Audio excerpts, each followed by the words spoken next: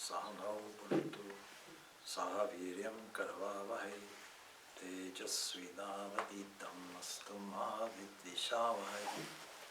Om Shanti Shanti Shanti. Hari Om Tat Sat.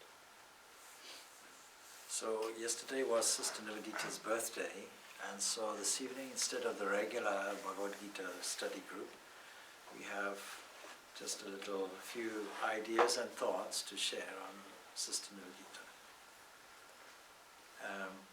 It's traditional, though, when we take the class on a Tuesday, not to begin with that, but to begin with othering questions, such as why are there bonfires everywhere? Any questions? Questions? Well, you can all go home now if there are no questions. Everything is wonderful. We all know everything. It's a very curious thing. Sri Ramakrishna was famous for saying that ajnana, that is no knowledge, lack of knowledge, is knowing everything. But jnana is knowing only one thing. That one thing is that there's only one existence. Brahman alone exists.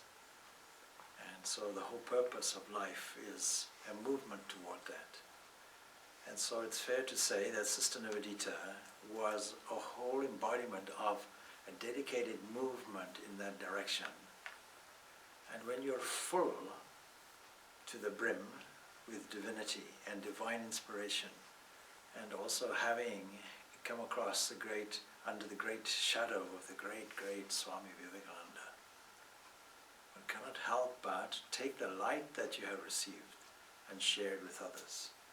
Jesus said you cannot hide your light under a bushel or a bed. So it's there to shine everywhere, whether you like it or not. It has to go through the very pores of the skin and commensurate with all your talents and abilities.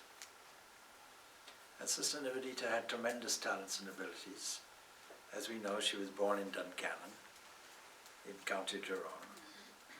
And so some years ago I wrote a poem called Celtic Lioness, which is the advertised subject of this evening. And maybe if we go through this poem, verse by verse, to see, it's not just a biography, but there's detail there that a poem can't capture. You have to fill it in with your own imagination. Of course, firstly, we know that Nivedita means the dedicated one. But she more than anybody else was privy to the great thoughts and inspirations of Swami Vivekananda. On her journey back with him on a steamer boat toward America, she spent, of course, many days and days on the boat with him and experienced all his moods of inspiration, all his insights, all his visions, all his plans, and the express wish also that they should be met through her. He highlighted her as his great disciple. In fact, Swami Vivekananda wrote a hymn, a benediction, a poem to her. He says, "The mother's heart, the hero's will, the sweetness of the southern breeze, the sacred charm and strength that dwell on Aryan altars flaming free. All these be yours and many more, no ancient soul could dream before. Be thou to India's future son, the mistress, servant, friend in one." Imagine now such love that the Guru has, that he writes a poem in benediction to his disciple. It is not just a blessing, benediction, blessing, not just a blessing. It's an insight into her future work. And any teacher, a good teacher, will have an insight into the personality of the student and see there the full potential, even if it's not a student. So in London, informally, there were many people after the Kali Puja who gathered round. And when I looked at them, I didn't know them. Some of them I knew and some I didn't. But still, the parents come and say, "Oh, will you give a blessing? My child is doing the junior certificate or the GCE or something like that. And of course, and help my child to be a doctor, because they all want their children to be doctors. Nobody says, please make my child a good patient, because they make a good doctor. But the point is that we all have individual talents and abilities, individual skills, something divinely dispensed that no one else can have. When you look into somebody's hand and see the characteristics, for example, associated with a person's individuality, you'll see there tremendous potential untapped. In yogic language we call this kundali, something that is coiled up inside, full potential, ready to blaze forth. And so, a good teacher is an educator, and Sister Nivedita was an educator, just as Vivekananda was an educator. Educator, uplifter, world mover. And so, the mother's heart, the hero's will, is a very strange combination, because one is feminine, the other is masculine. And later when he asks Sister Nivedita and sends a letter outlining all the qualities that are required to uplift the people in India, he mentions immense love, sincerity,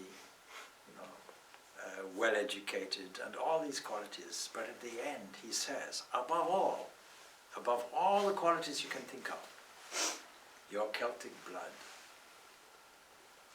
This should resonate with every Irish person. Above all, above any other quality, your Celtic blood. What is so special about the Celtic blood then? Now, of course, Vivekananda must have been visiting London at some point, and at the time he was there, it was the Victorian custom to romanticize the Queen Boadicea, because she was a feminine warrior who led her nation against the Romans, the tyranny of Rome. And so, was Vivekananda being political when he said Celtic blood with this in mind? Of course we know that there wasn't a political bone in Vivekananda's body, because it was all spirit. Any transformation would have to be at the most fundamental level, that is the spiritual level. And from there every transformation can come forth. But the details may well be political and politically revolutionary. And Sister Nivedita was instrumental in firing up the inspiration of revolutionaries in India, so that India could be free. But free to do what? Free to spoil themselves, free to engage in Western culture? That wasn't the idea. Free to be yourself. And what is yourself? Vivekananda had this idea that every country is like a personality, has some specialist area, just as everybody has a specialist area. So just as we do the Enneagram, we find all these different personality types. It seems that every nation culturally has its speciality. India's speciality is spirituality. It's in her very blood, it's in her veins. And if you divide things into East and West, as we're prone to do, we might say then that West, whose origin comes from Greek culture, and East, whose origin comes from Indian culture, we find the one side emphasizes the inner life of spirituality, the other emphasizes the outer life, the physical life, and both are necessary.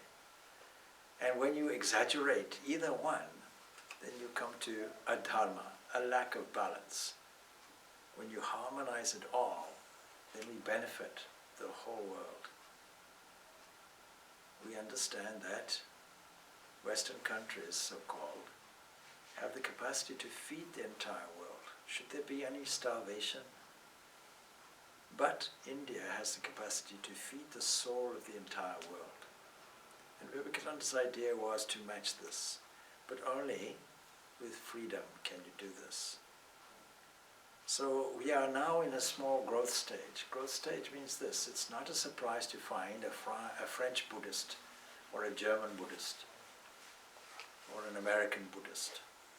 But when people say you're a Hindu, it seems to be a surprise, particularly to Indians, that there should be any other nationality other than Indian to be Hindu, because they misunderstand this word Hindu.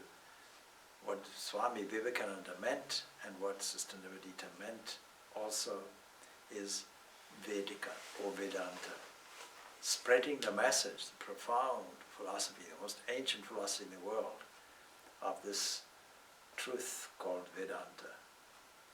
Surprisingly, when we first came in here, one devotee, Hindu devotee, said to me, I understand Hindus, but what's this Vedanta? I said, you're a Hindu? Yes, you're Hindu. And you don't know what is Vedanta? You don't know what Vedas are? You don't know any of this? Seemingly, nobody knows anything about this.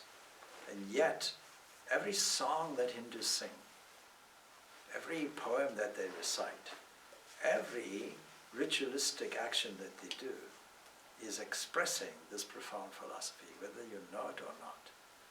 Every part of the Puranas, every part of the mythology is expressing these profound truths in a language that is more comprehensible, that even a child can understand. This masculine and feminine qualities, I think, relates to this Celtic blood. There must be an attitude, a warrior-like attitude on the one hand, but a motherly heart on the other. And like people all over, but particularly in Ireland, if you ask any male in Ireland, who's your most favorite person who you dote on, it'd have to be your mother, isn't it? So I've discovered when I first arrived here that Irish men remain actually boys until they're about 40. They still live with their parents sometimes. And the mother is everything, you see. What a wonderful concept, particularly for this modern age. We just celebrated Kali Puja that emphasizes this maternal aspect, and prior to that, Durga Puja, that emphasizes this maternal aspect, which is so important. And so Nivedita not only takes up this feminine, masculine aspect, but also understands in her master as I saw him. She explains how the master dealt with Western disciples, how Western disciples were encouraged to adopt every Indianization that possible, from eating with the fingers to every single Indian custom. She was referring, of course, to her own education. Because what he felt was that if you then adopt the culture per se, you're getting an insight into the ancient ideas. In her case, that was so. That doesn't mean to say that's necessary in the Western Hemisphere, but for her, necessary. So he says, the mother's heart, and she had a mother's heart already, even though she never had children. But of course she was an educator, she was a teacher. And so she has a great interest in the young and the young minds, and cultivating the young minds from a unique perspective, a state-of-the-art kind of approach to education, a very modern approach to education she took, using cutting-edge technology, if you want to put in that language, in the schools. Independent-minded, with a great moral sense and an interest in uplifting others. And the hero's will, she trod where no man dare tread. In a day where women's rights and women's status was all suppressed and underrated and second class, even in Victorian times, although Swami Vivekananda was impressed by the independence of American women. Nevertheless, they never had the vote in his day. And so there's a woman who has the courage to go into foreign territory. And even when she was raising funds for her school in America, against much criticism, dressed in a way that was strange, not at all like the Victorian ladies, almost as you see her in this picture behind me, a nun's dress, And even her friends said, oh, it's not good to dress like this. She ignored them all. She had a very independent, strong-minded aspect to her. And it was because of that that we call her lioness. So he says, the sweetness of the southern breeze. When the southern breeze comes, it relieves the heat. That is for others. The sacred charm and strength that dwell on Aryan altars flaming free. She was so attuned to the ancient culture of India. Swami Vivekananda's first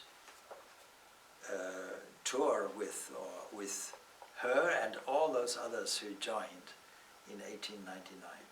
They first went up to the Himalayas, and there in Kashmir and so on and so forth, in order to educate those Western people in terms of the ancient spirituality. This expressed poetically as the Aryan altars. What a wonderful poetic expression.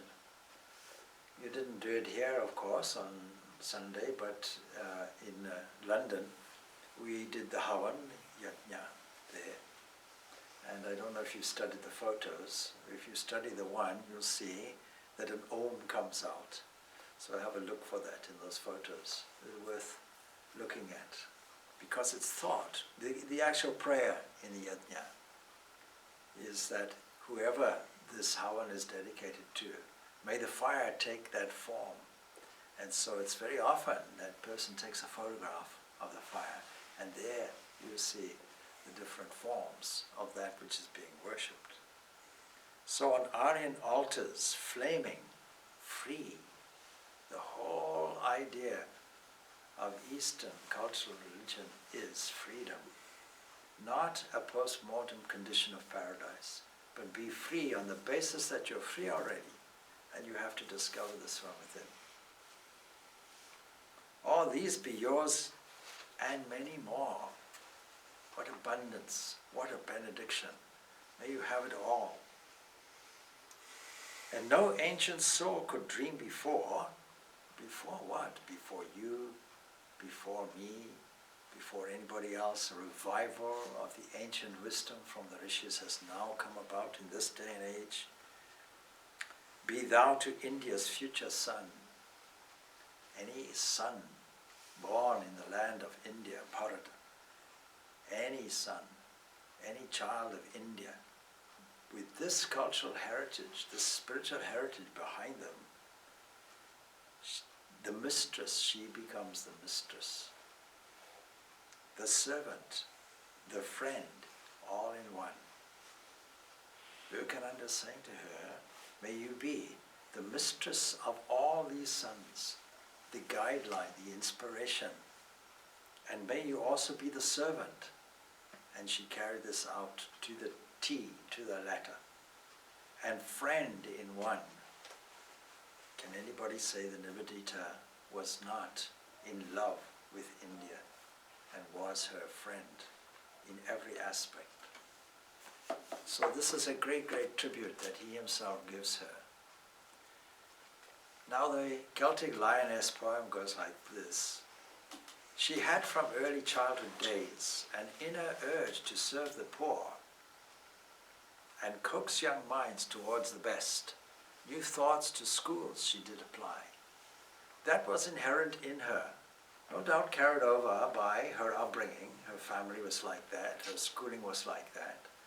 But it's no accident. The time and place in which you are born is not an accident. You're simply carrying forward your destiny with which you are born. Some inner build-up, some inner accumulation is there, and we simply carry it forward. And all the Upanishads and all the Eastern teaching have the central practical understandings, not just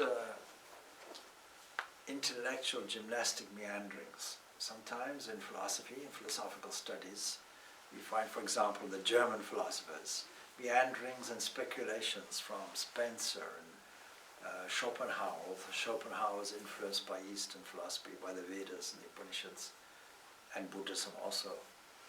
But you'll find there Kant, for example, who also had an Eastern bent. But all of these, some of their philosophies, you read them and study them, you have no idea what they're saying. And more than likely, they never had any idea also. You get that impression. Just words for the word's sake. And people do great degrees in these philosophical studies, you know, and pontificate. And it's all in the head. What Sri Ramakrishna is talking about as ajnana. By the way, continue that, ajnana. Ajnana, knowing many things, means you know nothing. Knowing one thing means you know everything. And then vijnana, praying and actually experiencing and expressing this one knowledge. This is vijnana. So from early childhood days, this tendency for the uplift of humanity was there, and she had this inner urge to serve those who were less fortunate.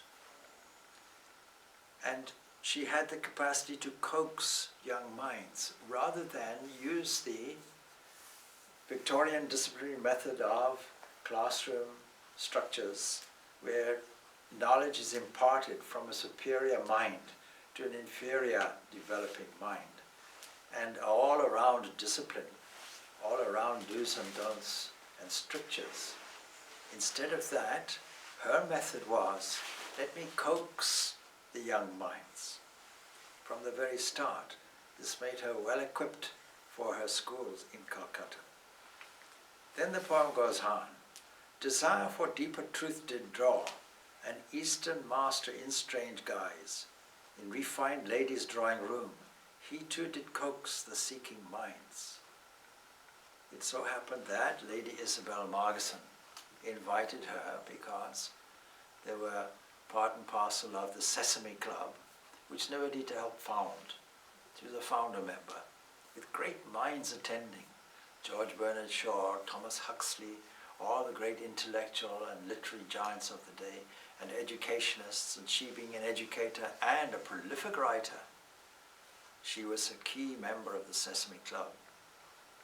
And so Lady Isabel Margesson, who was her friend, invited her to the small drawing room where people were there, overcrowding, overfilling. And there this man, seated on the floor, chanting slokas from the Vedas, dressed, as you see him here, like this, in the orange robe, magnificent. And she was immediately struck, not, she says, by what he said, because she thought she knew it all, but by his very impression. He was a person who practiced what he was talking about, very evidently. And so she was drawn immediately in this refined drawing room. And he did also coax the seeking minds. Everything he said was the same method. Let me coax you, let me persuade you, let me give you good reason, and let me share my own experience. More study still to firm belief. His words were called to greater life, where love and skill will yield reward and greater need to all be served. Initially, she didn't understand. But as her association deepened, she began to understand not only the principles but the practice. Why do you come here on a Tuesday? Because you can't practice if you don't know what the principles are. And the practice is more important than the principles. You know, it's a wonderful opportunity to come here. And yet, how many people take this opportunity up? There was a person who phoned me today. They said, you know, this meditation course, 9th and 10th, somebody told me I should do it. But I've been on so many courses, meditation courses, and they don't last long, and, you know, is it the same old, is what she was saying. She didn't realize the opportunity of coming to a place like this. And even if you learn nothing, just to be in the presence and the company of this place, when we first involved ourselves in the renovation and construction of this place, it was a place with a different feeling. It was a place that was a retail shop and had the feeling of it, and all the other things and vibrations that come with it. And it became transformed. And when we put the shrine in and the Master's picture, the whole thing was transformed.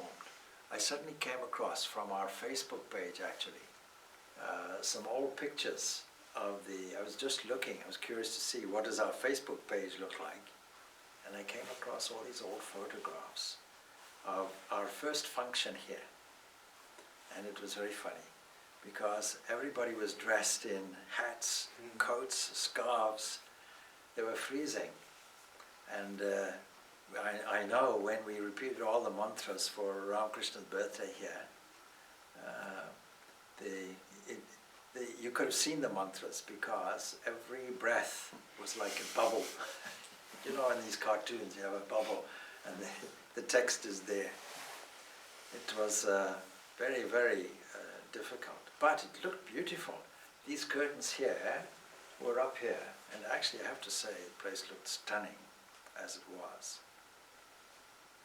So, as soon as you install a holy presence and build this atmosphere up, the very walls absorb it, the very roof absorbs it, everything absorbs it.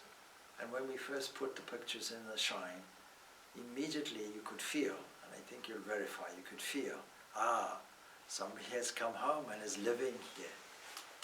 Not just once, but every day that intensified.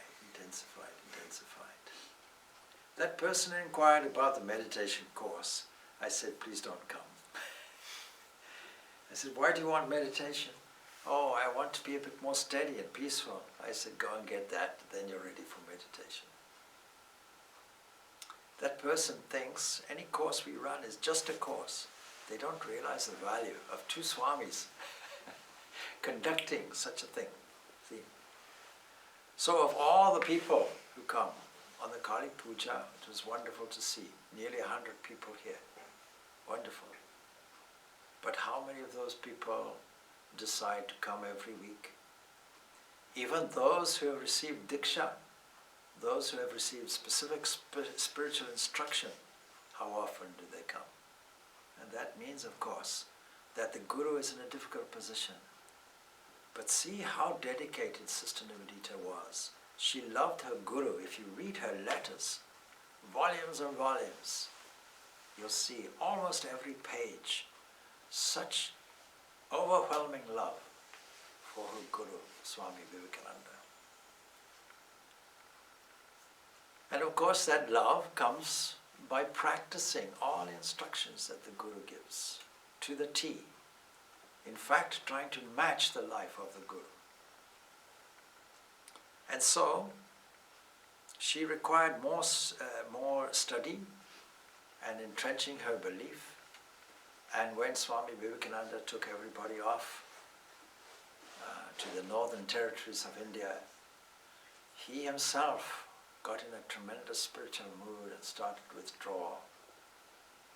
And it looked as if he rejected her, and she felt this terribly. She felt hugely wounded. It was one of the most traumatic periods of her life. She felt, I am rejected by my Guru. He wants nothing to do with me. She didn't understand his mood of withdrawal. Number one. But number two, he was also teaching her a profound lesson.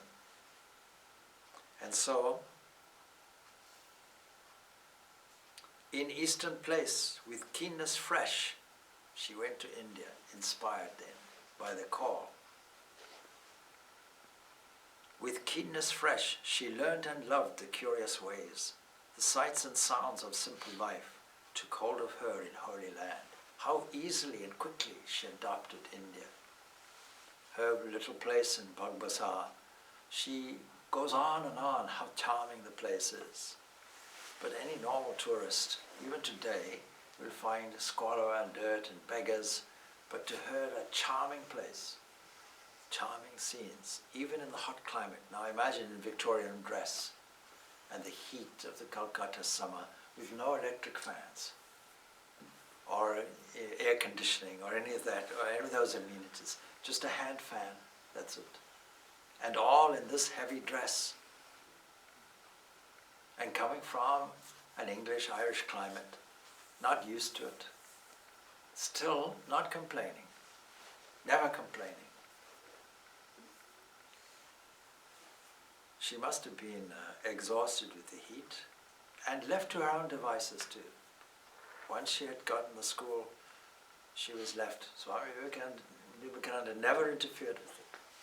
And she had to literally go in the streets, knocking on the doors and suffering rejection.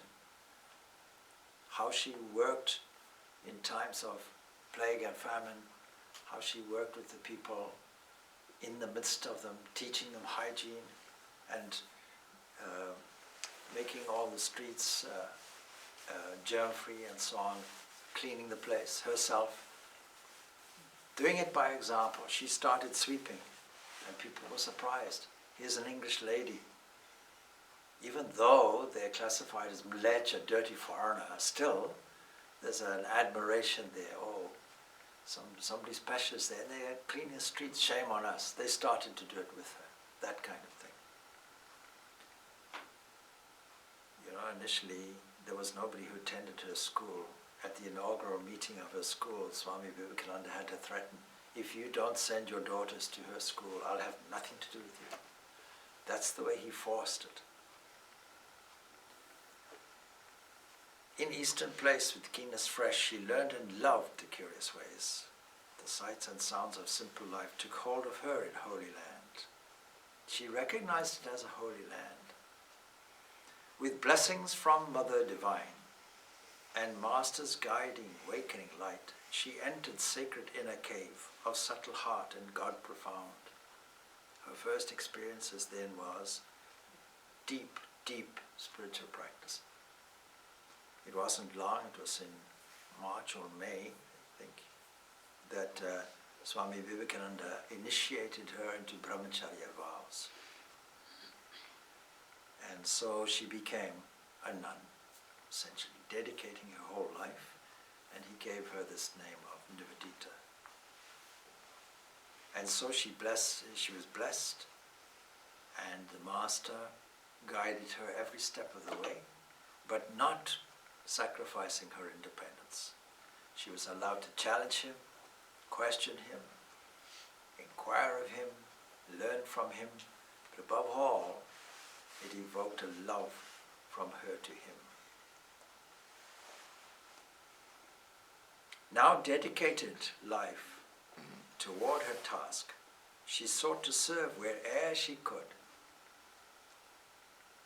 to raise Shakti in young and old, and so restore great nations past.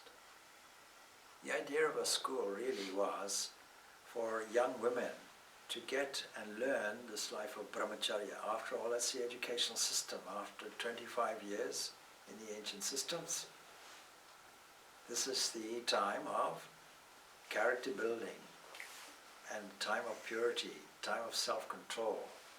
Not just learning, not just academic learning. The first 12 years of your life, your parents are your teachers, but from 12 to 24, your secondary, tertiary education takes place by serving the teacher.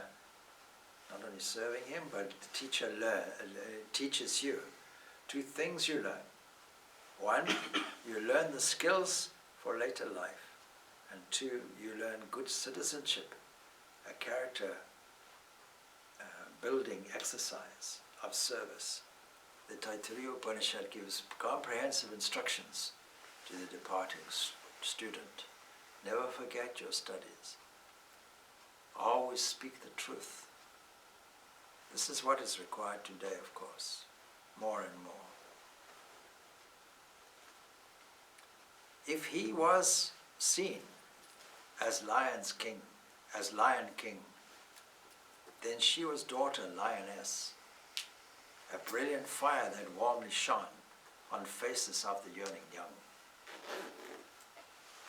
A wonderful leonine-like character that Swami Vivekananda had from his very first initial speech in the Chicago Parliament of Religions.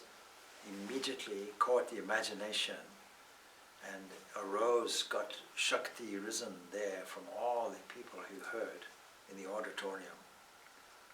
and the newspapers were not slow to report that this was the best.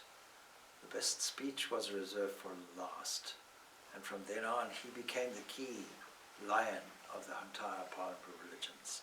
Such great power he had, just by virtue of Sisters and Brothers of America. That opening speech allowed 7,000 people, an estimated 7,000 people in the hall, 4,000 people initially sitting, 2,000 standing, several thousand standing, and all rose as one man for several minutes in response to this great call, Sisters and Brothers of America. It wasn't just the words, it was the profound power that he had access to. When God is seen in ragged dress, and plague and famine roam the streets, worship him, hands, heart, and soul, and heals his sores, soothe her distress. What is the key? Seeing God in the other, and immediately, spontaneously moving in compassion toward it. Care not for dirt, disease, and death. Imagine. Of course, she experienced her poverty herself. When her father died, she was a mere tender age of 9 or 10, and her mother couldn't afford anything. She had to go back and put them in the care, actually, or stay and put them in the care of her mother, so Sister Nivedita's grandparents. So she understood something of poverty, but to see this ultra poverty, this ragged dress, and this terrible condition, and then it must have struck her, the intransigence of the ruling British there. Care not for dirt, disease, and death, or cutting racial scorn that hurts, 1,000 years of heel on head, have forced our mother unto this. Anybody who visiting India and getting the cultural shock should really understand. No other country in the world has been under foreign conquest for over 1,000 years, continuously. I don't think India was ever a poor country, otherwise why would everybody want to conquer it? You don't conquer something if it's not worth conquering. But Kali black is same mother, whose frantic limbs announce the dawn, whose mouth and lolling tongue devour, whose cry is Vande Mataram. Then be mad with desperate love for sacred soil of sacred land, where saints and sages did abound, strong rulers wise defended well. She understood the history of India very well. Vivekananda taught her. Initially she thought British rule was a good thing. She didn't strike her about the evils of colonialism and how it was damaging India itself, and the method of controlling a mere few handful, relatively speaking, handful of British people controlling 300 million people. How could they do it? Very cleverly they did it, like they did it everywhere. So, and then Vivekananda caught her, and she got a shock. And then she realized, through various things, the greatest shock she had was the partition of Bengal into east and west, and the divisiveness there. And she saw the British intransigence during plague and famine, and so many other things. And her whole heart turned, and she understood, no, firstly, we have to uplift the people. This was Vivekananda's message. And she responded with her heart. We have to uplift the women. It is the Shakti is in the hands of women. If we suppress women, we are suppressing the very divine motherhood of God, the very power of God. Extending to other nations also. You know, there are countries in Africa where the man attends a few cattle and so on and so forth, drinks the ceremonial beer at night, and the woman is tilling the soil, looking after the children, cooking, all the rest of it, as a second-class entity. The upliftment of women will save a nation, was Vivekananda's understanding. Because all women are the embodiment, living embodiment of the Divine Mother of the universe.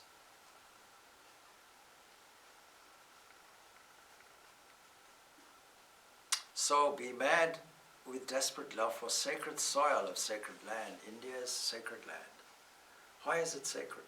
It's because so many saints, so many mystics, more than any other region probably in the world, abounding in spirituality. And that is why we look to the West.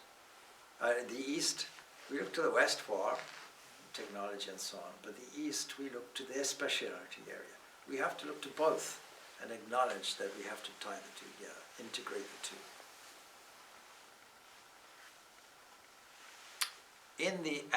Is the antiquity of culture dead?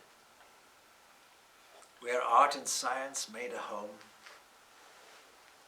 If you study all the literature available on science and art throughout the history, you'd swear China and India never existed at all. All the history is Western history. And so what she did was she promoted Indian art. She was very particular about it. Not westernized version of it. And science, how she looked after what she lovingly called the Baron. That is Jagdish Chandra Bose.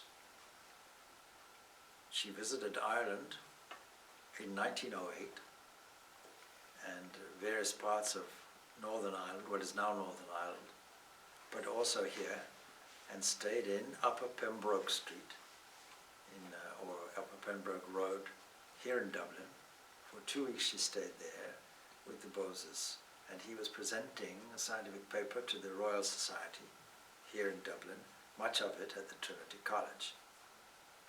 So if you want, you can sponsor us to purchase that place. We'll put it as a museum to Nivedita.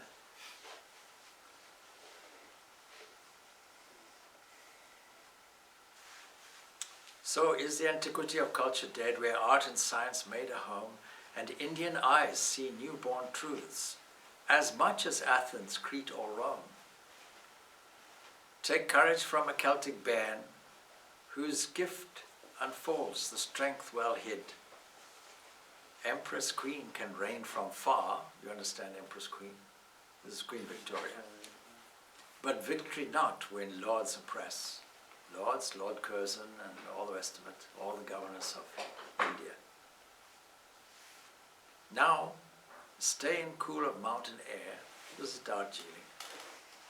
Having exhausted herself with all her efforts, trying to get a school running with no funds, having to go off to America and so on lecture tours, sometimes successfully, sometimes not, going through many trials and tribulations, not really raising that much. And it was because of the grace of Sister Christine and others who managed to assist while she was away and keep the school going. So exhausted from her efforts, promoting the national ideals of India, promoting the art and culture and science, promoting Indian pride in their ancient heritage, working tirelessly. If you see how much she wrote, all those volumes are there, 5 volumes are there, 6 volumes, letters, copious letters, and a diary that we have no idea where it is. She wrote and wrote and wrote, and her writings are most profound. We'll have time to just take a few extracts at this point. So now stay in cool of mountain air. You gave your all without arrest. A mere 44 years she lived. Your body spent and made its mark. Your words inspired the best of men. The children sing of fetters gone. These are the children, now it has schools, even today. Victory shamed, Viceroy, I should say. Viceroy shamed, and you have won. She openly criticized the Viceroy. the eternal prize of timeless peace, to meet with joy, Gadai, Naran. His word came forth, let Bharat rise. In 5 decades the shackles snapped. Now teach the world all paths are true. No need to hate when one is all. So this is the poem. It was written in 19, when was it? Some time ago. Anyhow, you see, isn't it remarkable? Jesus said, awake, and Lazarus awoke from the dead. He but sleepeth. Ramakrishna came along and said, O Bharat, rise. In 5 decades the shackles broke. Now what to do with it? So she led the way in spreading Vedanta worldwide, and in a spirit of service in India, which is there today amongst Indian religious institutions now. Swami Vivekananda's movement was radical because previously there was no need for sannyasis to go and do service in this way. Of course, we know from the Bhagavad Gita that people who are of steady wisdom spontaneously work for the welfare of others, but not in a material way traditionally. That was left to all the kings, and society itself was organized in such a way that poverty and social upliftment was automatically there. You just have to study all the descriptions of all the great cities of ancient India to find that the caste system, as it originally was, just as a fourfold varna, was capable of coordinating society well. But because society and social conditions changed, then there's now a need for those people to actively engage in that social service. And so for the first time we find this is the active role of monks and nuns. And now there are many, many monastic institutions. Initially under great criticism, even now there are critics. Oh, sadhus should not go and serve the poor and all that. They should meditate and wander around and beg and all that. And meditate, that's their job. Well, that also has a place, and everybody's pure meditation has the capacity to transform things, no doubt. But it doesn't help somebody who is in desperate physical, material need. So what else can we do? See how Vivekananda was inspired by traveling length and breadth of India, and it touched his heart. And nowadays, what do we find? Oh, we come across poverty and so on and so forth in abundance and tend to overlook it and dismiss it. It's their karma. Don't worry about it. No, it's your karma to help, to respond. Don't dismiss it. So this fatalism that comes with some of the doctrines is just wrong and not in tune with real spiritual practice, where you feel, in a sense of attunement, the divine in the other. And so we conclude just with a few extracts, almost at random even. Well, not this one because there's a bookmark in it. So,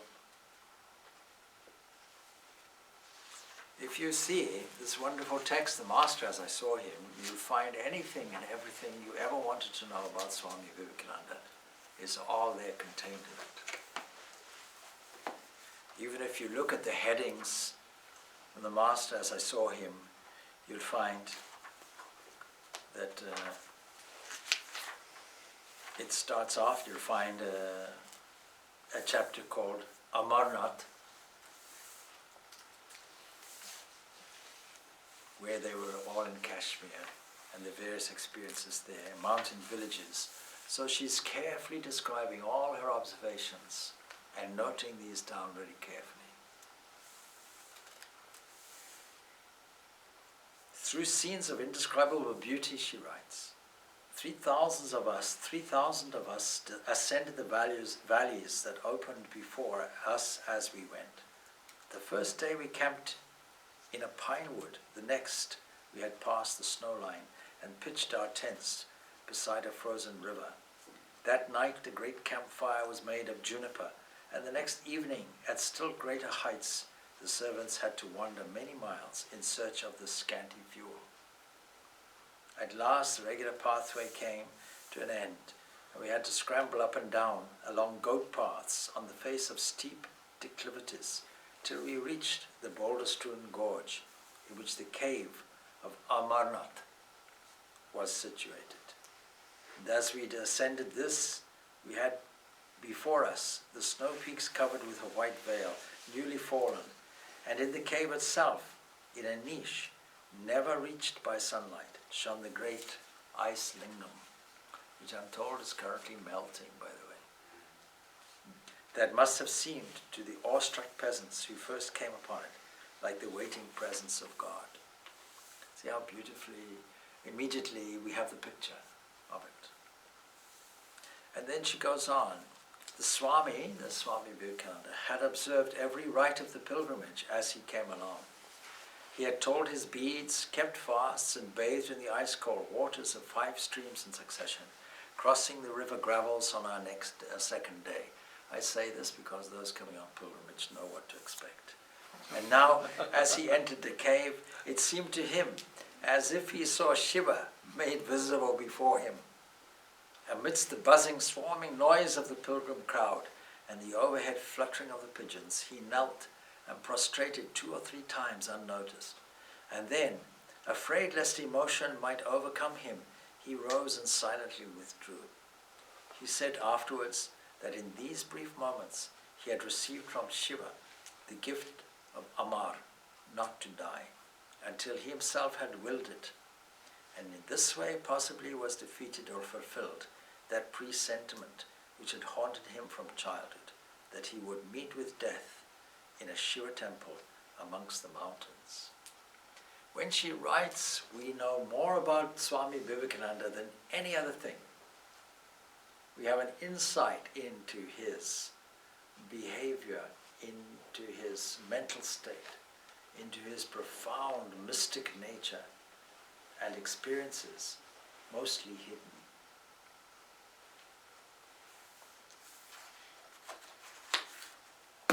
Just something from her letters.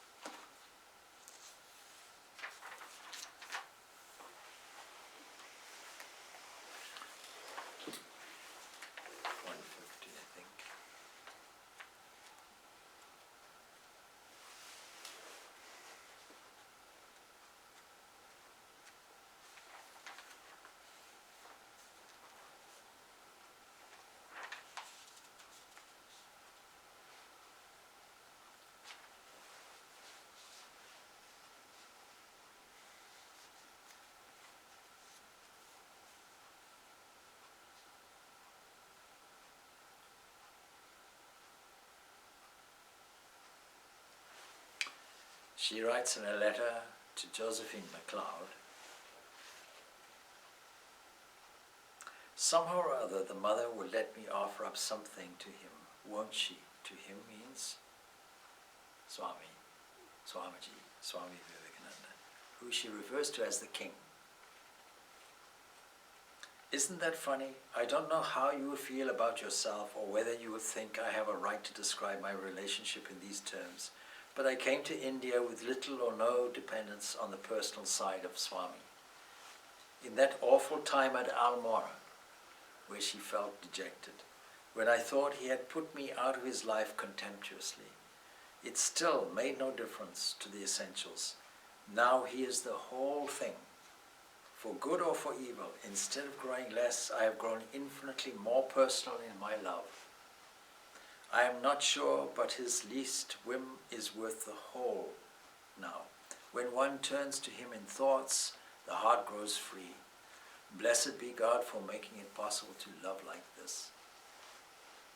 I can't think of anybody who loved the Guru so much. He is not well today. I fear he has pain, but I trust it is for no serious cause. He has scarcely smoked at all since Madras, and he knocks off iced water quite suddenly. These things may account for it. Life does not seem so simple tonight as it did that monsoon night when I kept waking up and thinking, I won't leave the ship without Swami. I'll go down too, and then falling off to sleep again. Did I tell you about it? Poor Mrs. Jacobs was in such a terror all night, and when I once found out my plan of action, I was as peaceful as a flower. Have you ever been in a monsoon before? She exclaimed at last in a half-vexed voice. You don't seem at all frightened. Well, I said, after all, if worst comes to the worst, it won't be so serious. But she probably thought this affection, and I forgot for the moment that she had 2 sons with her and a husband in Calcutta.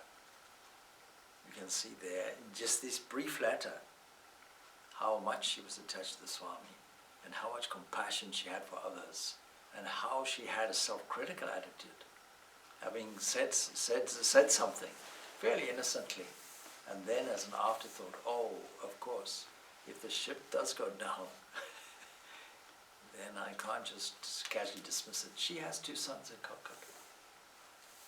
So like that. So the letters, 2 volumes of letters are there, worth reading if we want to get to know Sister Nivedita. It's well worth reading her prolific writing. And of course all the volumes, the complete works, spanning from Kali, the mother, to the web of Indian life, to many of her works. She was such a prolific writer. Even in this particular volume, which is only first volume, we find, and I'll read the contents. This whole book, the Master as I saw him, which is our primary source for understanding anything there is to understand about Swami Vivekananda. Notes of some wandering with Swami Vivekananda, again we understand. Lectures and articles. The national significance of Swami Vivekananda's life and work. Swami Vivekananda as patriot. His mission to the West. Then Kedarnath, Badrinath, and all that, the pilgrim, and then Kali, the mother. And this is all only in volume 1. And there are so many other volumes as well. So this is our small tribute to our Sister Nivedita, to which this place is dedicated, our patron saint, if you will, of Ireland. And one of our objectives as the Area Vedanta Society is to promote her, and promote, not just for the sake of it, but to promote her life as an ideal, her saintly life, as well as her energy, and the fact that she is part and parcel of the Indian and Irish culture, and that she is in fact a Celtic Lioness, and that in fact she is the Irish saint that is unknown in her own country. And so she is truly the one who has the supreme quality of the Celtic blood, and she is the Celtic Lioness. So happy birthday, Sister Nivedita. Om Shanti Shanti Shanti.